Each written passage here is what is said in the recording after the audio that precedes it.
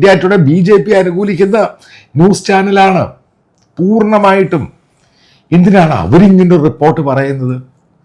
യഥാർത്ഥത്തിലുള്ള സംഭവമാണിത്.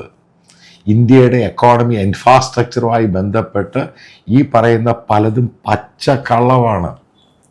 ഞാനൊരു RTA കൊടുത്തിട്ടുണ്ട് ഒരു മാസം മുമ്പ്. അതിൻ്റെ റിപ്ലൈ കിട്ടാറായി.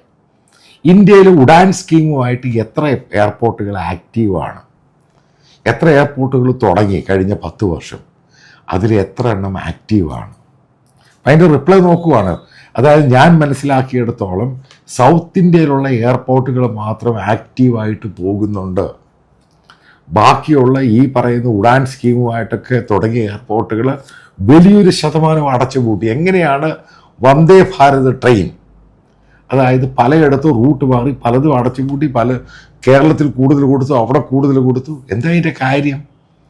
ഇന്ത്യയിലെ ജനങ്ങളുടെ വന്ദേ ഭാരത് പോലെ ട്രെയിനിൻ്റെ അകത്ത് പോകാൻ പണമില്ല.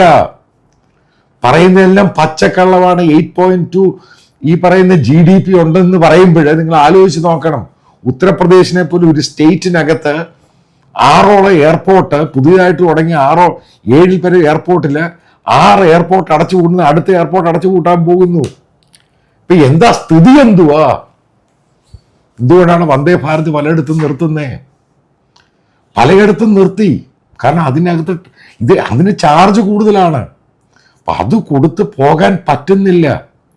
അതിനേക്കാളും കഷ്ടമാണ് എയർപോർട്ടിൻ്റെ സ്ഥിതി. അതായത് ഗവൺമെൻറ് പണം കൊടുക്കും. അതാണ് ഉഡാൻ സ്കീം എന്ന് പറയുന്നത്. അതായത് ഒരു ഫ്ലൈറ്റിൻ്റെ അകത്ത് ഇത്ര സീറ്റുകൾ ഗവൺമെൻറ് അവർ ഇത്ര ശതമാനം പണം കൊടുക്കും, അത് ട്രാവൽ ചെയ്യുന്ന പാസഞ്ചേഴ്സിന്, അതായത് എയർലൈൻസ് കമ്പനിക്ക്. എന്നിട്ട് പോലും ഒരു യാത്രക്കാരും പോലും വരുന്നില്ല.